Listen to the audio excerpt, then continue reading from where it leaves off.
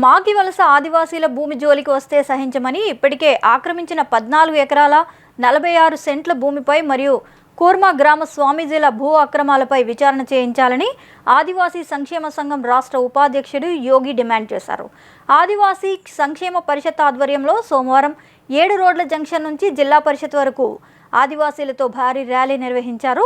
తరతరాలుగా ఆదివాసీలు సాగు చేస్తున్న భూములపై సత్యనారాయణ గుప్తా చేస్తున్న దౌర్జన్యం నశించాలంటూ డిమాండ్ చేశారు.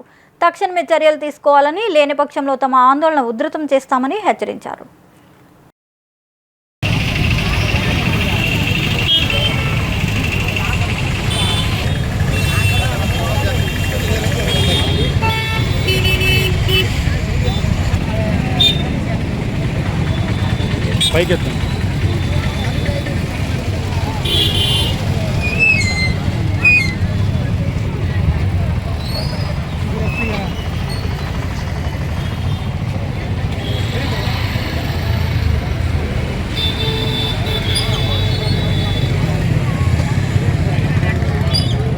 నిరంతర వార్తా శ్రవంతి కొరకు వీక్షిస్తూనే ఉండండి. మీ మా VST news. Please like, share and subscribe.